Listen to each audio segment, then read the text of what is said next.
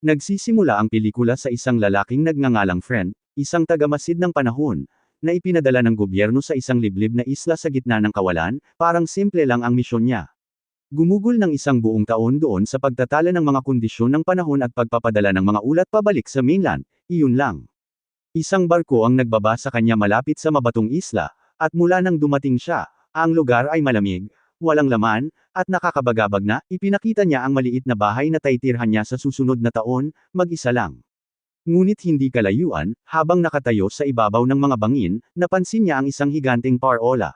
Dahil sa kuryusidad, nagtungo roon si Friend kasama ang kapitan ng barko. Sa loob, nakilala nila ang isang lalaking mukhang maangas na nagngangalang Gruner, ang tagabantay ng parola. Tinanong siya ng kapitan tungkol sa dating tagapagmasid ng panahon, ang lalaking pinalitan ni Friend. Ayon kay Gruner, ang lalaki ay nagkasakit ng malubha, nagpagala-gala sa labas isang araw, at hindi na bumalik, siguro nalunod siya sa dagat. Baka may iba pang nangyari, kakaiba ang paliwanag, pero wala nang ibang patunay. Bago umalis, tahimik na inabutan ng kapitan ng baril si Friend, binalaan niya ito na mapanganib ang islang ito at sinabihan siyang manatiling alerto. Pagbalik sa kanyang kubo, nagsimulang manirahan si Friend. Habang ginagalugad ang bahay, natuklasan niya ang tala-arawan ng matandang tagamasid. Sa loob ay makikita ang mga detalyadong sketch ng parola at nakakagambalang mga drawing ng kakaibang mga nilalang na animo humanoid. Binaliwala lang ito ni Friend noong una. Ipinapalagay niya na malamang nabaliw ang lalaki dahil sa pag-iisa. Pero hindi nagtatagal ang pakiramdam na iyon.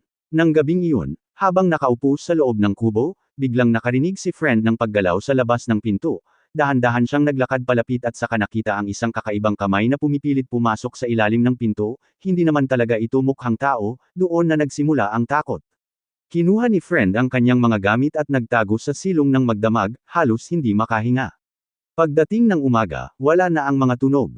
Paglabas niya, may natuklasan siyang kakaibang mga bakas ng paa na nakapalibot sa kubo, na humahantong pabalik sa karagatan.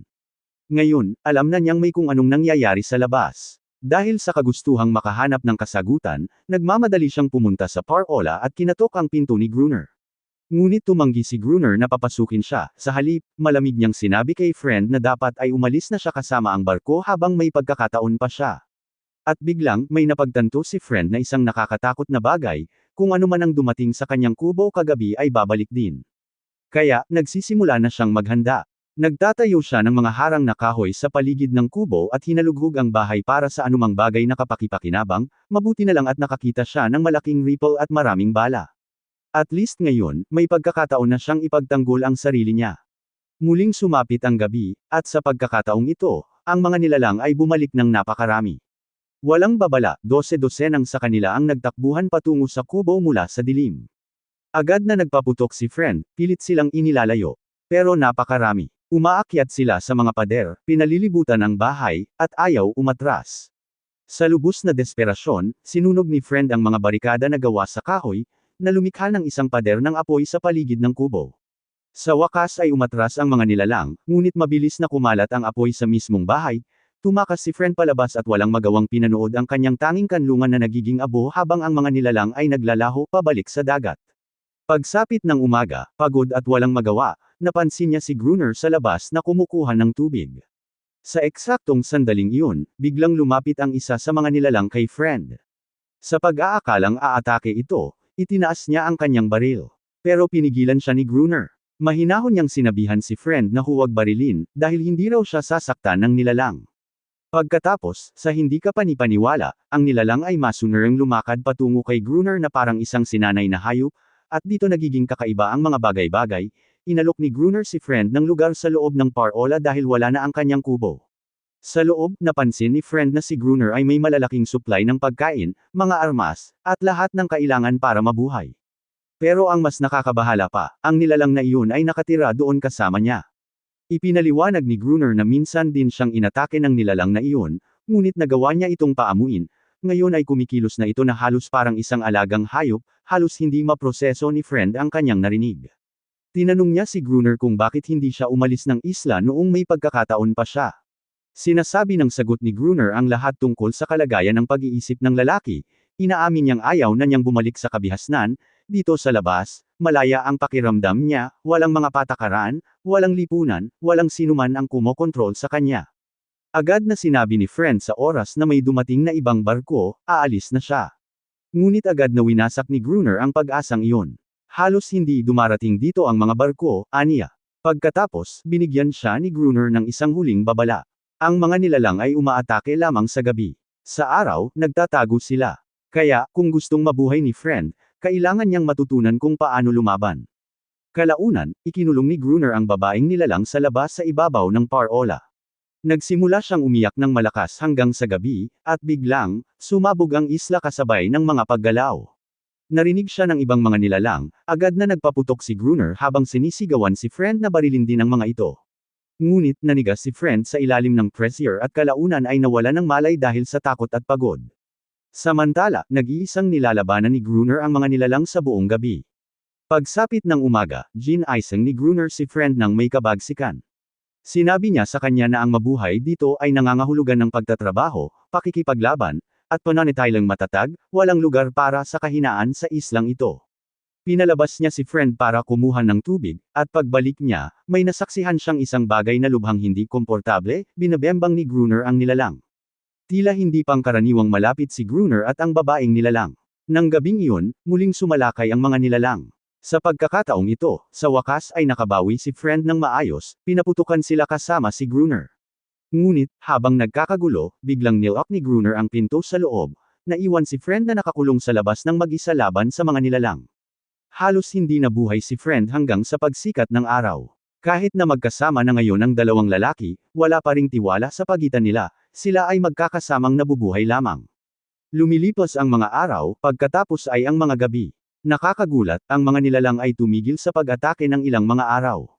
Nagsimulang maniwala sina friend na baka sa wakas ay takot na sa kanila ang mga nilalang. Sa mga panahong ito, unti-unting nakaramdam ng simpatiya si friend para sa babaeng nilalang. Tila siya'y hiwalay sa kanyang sariling kauri, napipilitang mamuhay sa pagitan ng dalawang mundo. Kalaunan, binigyan niya ito ng pangalang Anna Ross, at kakaiba, nagsimula itong tumugon dito. Habang lumilipas ang mga araw, ang buhay sa loob ng parola ay nagsisimulang maging halos normal, nagsimula pang maglaro ng chess sina friend at Gruner para magpalipas ng oras, sa unang pagkakataon, halos mapayapa ang pakiramdam, pero, isang gabi, nagkamali sila. Iniiwan nilang nakapatay ang mga ilaw sa parola, sa paniniwalang hindi na babalik ang mga nilalang. At pagkatapos, mula sa kung saan, muling napuno ang isla, 12-12 ng mga nilalang ang nagkukumpulan sa parola sa ganap na kadiliman. Ang pag-atake ay marahas at malupet, at habang nagaganap ang laban, malubhang nasugatan ang binti ni Gruner.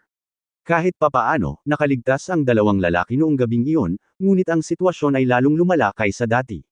Pagkatapos, may nangyaring nakakagulat. Lumuhad si Anna Ross sa tabi ni Gruner at sinimulang dilaan ang sugat sa kanyang binti. Pagsapit ng umaga, mabilis na naghihilom ang sugat. Isang araw, habang nakatayo malapit sa dalampasigan, biglang natano ni friend ang isang barko sa malayong lugar sa karagatan, agad na bumilis ang tibok ng puso niya. Sa wakas, pagkakataon na para makatakas. Tumakbo siya para kumuha ng flare gun, naghahandang senyasan ang barko para humingi ng tulong. Pero bago pa niya ito mapaputok, pinigilan siya ni Gruner. Hindi niya pinapayagan ang sinuman na pumunta sa isla. Tuluyan nang nawala ng gana si friend. Habang nagpupumiglas, biglang hinarap din ni Anna Ross si Gruner, sinusubukang protektahan si friend. Ang pagtataksil na iyon ay nagdulot ng matinding galit kay Gruner. Marahas niyang sinunggaban si Anna Ross dahilan para mapilitan itong tumakas. Kalaunan, nang mapagtanto ni Anna Ross na talagang gusto nang umalis ni friend sa isla, palihim niya itong dinala sa isang nakatagong lugar sa baybayin. Doon, nakalibing malapit sa tubig, natuklasan ni friend ang isang lumang sirang barko. Muling nagbigay ito sa kanya ng pag-asa. Dahil sa tuwa, nagmamadali siyang bumalik at ikinwento kay Gruner ang lahat. Pero, isiniwalat ni Gruner na alam na niya ang tungkol sa paglubog ng barko sa buong panahon. Ito ay pagmamayari ng isang tripulante ng mga Portuges na dumating ilang taon na ang nakalilipas. Ayon sa kanya, hinayla ng mga nilalang sa dagat ang mga mandaragat sa ilalim ng tubig bago pa man sila makarating sa isla. Inamin din ni Gruner na minsan siyang nakakita ng lumang dinamita malapit sa nawasak na bangka, ngunit naniwala siyang hindi na ito magagamit. Agad na nagbigay iyon kay friend ng ideya. Kung makukuha nila ang mga pampasabog, maaaring tuluyan na nilang malipol ang mga nilalang na iyon. Nagmakaawa si friend kay Gruner na tulungan siyang hanapin ang nawasak na barko sa ilalim ng tubig. Noong una, tuluyang tumanggi si Gruner, wala na siyang pakialam. Pero, kalaunan, nakumbinsi siya ni Friend. Isang araw, magkasamang pumasok sa karagatan sina Friend at Ana Ross, mapayapang lumalangoy ng magkatabi. Habang pinagmamasdan sila mula sa malayo, halatang nagseselo si Gruner. Hindi niya matanggap kung gaano na sila kalapit sa isa't isa. Patuloy na lumalaki ang selos na iyon, kalaunan, sa wakas ay pumayag si Gruner na tumulong sa pagkuha ng mga pampasabog. Tumungo ang dalawang lalaki patungo sa bangkang lumubog sa ilalim ng tubig, at bago sumisid, ipinaliwanag ni Friend ang sistema ng signal, kung hihilahin niya ang lubod ng 3 beses, nangangahulugan ito na kailangan niya ng agarang tulong, pagkatapos ay lumubog siya. Sa ilalim ng tubig, matagumpay na natuklasan ni Friend ang ilang kahon na puno ng dinamita. Isa-isa, pinapadala niya sila pataas kay Gruner, ngunit biglang, lumitaw ang maliliit na parang nilalang na supling sa loob ng nawasak na barko, natarante si Friend at nawalan ng kontrol sa ilalim ng tubig, dahil sa takot, hinailan niya ang lubod ng 3 beses, nagmakaawa kay Gruner na hilahin siyang muli pataas, pero walang ginagawa si Gruner. Napilitang iligtas ang sarili, hinubad ni Friend ang bahagi ng kanyang gamit sa pagsisid at desperadong lumaban upang makabalik sa ibabaw ng mag-isa. Gayunpaman, sa kabila ng lahat, nagawa pa rin nilang ibalik ang dinamita sa parola. Di nagtagal pagkatapos, naglagay sila ng mga pampasabog sa paligid ng istruktura, bilang paghahanda para sa susunod na pag-atake. Ngunit kakaiba, lumilipas ang isang buong linggo nang hindi nakakakita ng kahit isang nilalang, unti-unting sinasakop ng taglamig ang isla. Nagsimulang matakpan ng nyebe ang lahat, at lalong nagiging marupok si Gruner. Nahuhumaling siya sa pagpuksa sa mga nilalang bago pa lumala ang panahon, dahil hindi niya mailabas ang kanyang galit kahit saan pa, ibinuhos ito ni Gruner kay Ana Ross. Pinigilan siya ni Friend bago pa lumala ang sitwasyon, pero sa ngayon, halata na talagang hindi maintindihan ang iniisip ni Gruner. Nang gabing iyon, binigyan ni Gruner si Friend ng mahigpit na mga tagubilin. Sa sandaling lumitaw ang mga nilalang, gusto niyang malaman kaagad para matrigger niya ang mga pampasabog. Nagbabantay si Friend malapit sa pasukan habang kinakaladkad ni Gruner si Ana Ross paakyat sa bubong pagkatapos ay pinipilit niya itong sumigaw. Umalangaw-ngaw sa kabila ng karagatan ang kanyang mga iyak, at tulad ng dati, sumagot ang mga nilalang. Napakaraming bilang nila ang muling nagmamadaling patungo sa parola, pagdating nila, agad nilang inatake si Friend sa ibaba. Halos hindi na nakaligtas, nagpumilit siyang makarating sa tuktok ng parola nang pasabugan ni Gruner ang mga pampasabog. Isang malakas at malawakan na pagsabog ang naganap sa isla. Agad na nalipol ang mga nilalang, at parehong malubhang nasugatan ang dalawang lalaki sa pagsabog. Nang mawala ang usok, hinanap nila si Ana Ross. Ngunit wala na ito, nawala siya noong panahon ng kaguluhan, kinabukasan, may nangyaring hindi kapani-paniwala. Bumalik si Ana Ross sa isla kasama ang marami pang ibang nilalang, ngunit sa pagkakataong ito ay may napansin si Friend na isang mahalagang bagay. Hindi sila umaatake, hindi naman sila agresibo, at biglang naging malinaw sa kanya ang katotohanan. Ang mga nilalang na ito ay hindi kailanman tunay na nagnais ng digmaan. Lumaban lang sila dahil palagi silang hinahabol, inaatake, at tinatrato ni Gruner na parang mga halimaw. Nagbago ang lahat sa isip ni Friend ng sandaling iyon. Bumalik si Gruner at itinutok ang baril kay Ana Ross. Inutusan itong pumasok sa loob, pero hindi na siya kinatatakutan ni Ana Ross. Tinitigan niya ito pabalik ng may purong galit. Sa unang pagkakataon, tuluyang nawalan ng kontrol sa pag-iisip si Gruner. Nagsimula siyang maglakad-lakad nang hindi maintindihan ang nangyayari, bago tuluyang natamba pabalik sa loob ng parola dahil sa gulat. Sa wakas ay sumabog ang isang brutal na komprontasyon ni Gruner at Friend. Sa panahon ng laban, muntik nang mapatay ni Gruner si Friend, ngunit may sinabi si Friend na lubos niyang ikinagulat. Tinatawag niya si Gruner sa tunay nitong pagkakakilanlan. Isiniwalat ni Friend na si Gruner mismo ang dating tagamasid ng panahon, ang mismong lalaking sinabi niyang matagal nang patay. Sa wakas ay lumalabas na ang katotohanan. Hindi kailanman hinanggad ni Gruner na may makatuklas sa kung sino talaga siya dahil kung lalabas ang katotohanan, mapipilitan siyang bumalik sa kabihasnan. Sa paglipas ng mga taon, tuluyang sinira ng pag-iisa ang kanyang katinoan. Ngayong nabunyag na, tuluyan nang gumuho ang kanyang isipan, lumabas si Gruner patungo sa dilim, at agad siyang pinalibutan ng mga nilalang.